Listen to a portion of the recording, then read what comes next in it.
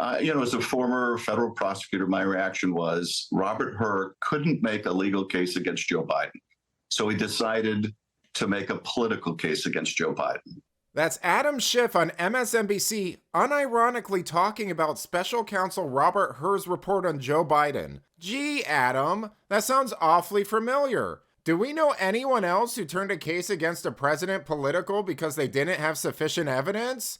Are you sure you're not just talking about yourself? Welcome to Nerk News, I'm Nerkish. Today we're going to take a few minutes to break down a recent clip of Adam Schiff on Inside with Jen Psaki, which is the name of a show, I guess.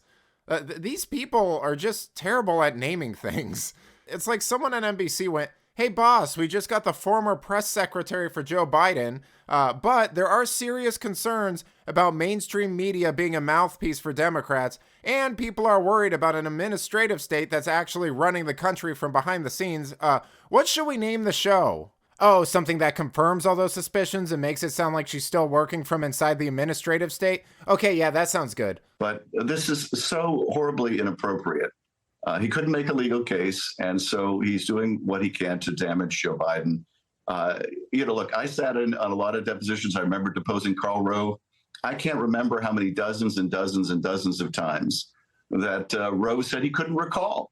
And nobody, questioned his cognitive ability. What he did was willful. That is Robert Hur.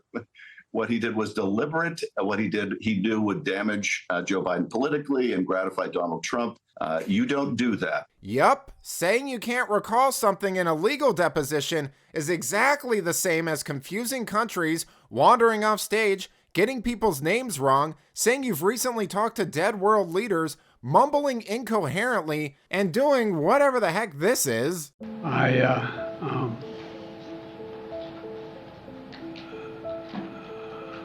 Anyway, and I don't want to,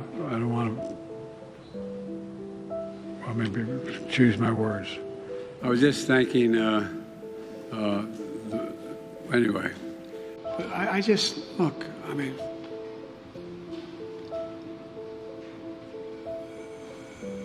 Putin's kleptocracy, yeah. But the nature, not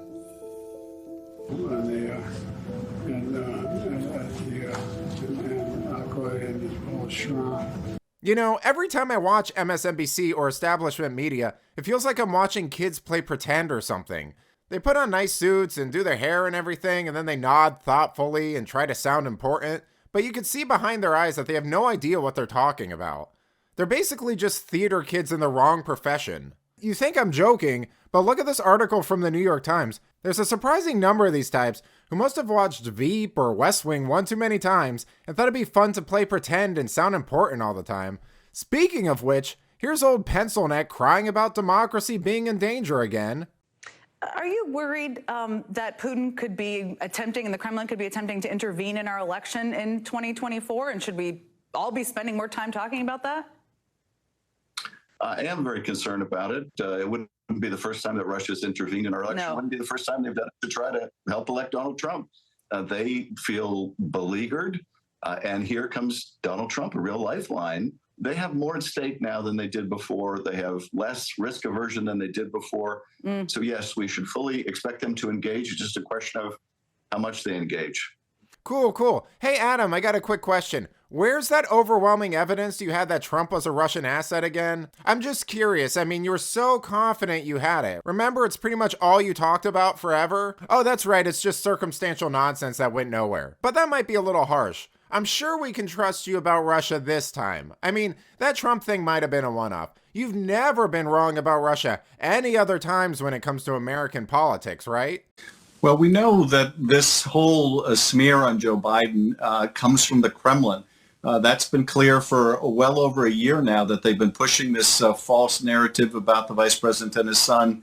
Pushing this Kremlin narrative is pretty breathtaking. But I guess at this point, we can't be shocked by anything this administration does, no matter how craven.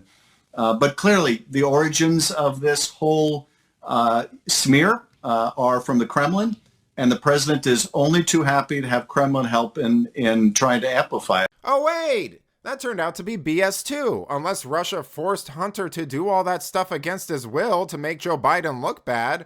Is that what you're suggesting, Adam? You know, I find it funny that there's a significant crisis on the border, inflation and consumer debt are out of control, people are struggling to pay bills, the US is on the verge of being pulled into 2 foreign conflicts, there are serious concerns about the president's mental capacity, and the best damage control they can muster is season 1 of Trump Derangement Syndrome. Yeah, thanks but no thanks, I've already seen that movie, and guess what? You're not gonna like how it ends. But let me know what you think. Do you think Putin is excited for Trump's second term? Is saying you don't recall an illegal deposition the same as being a walking cadaver? Let me know in the comments. Until then, this has been Nerk News. Boy!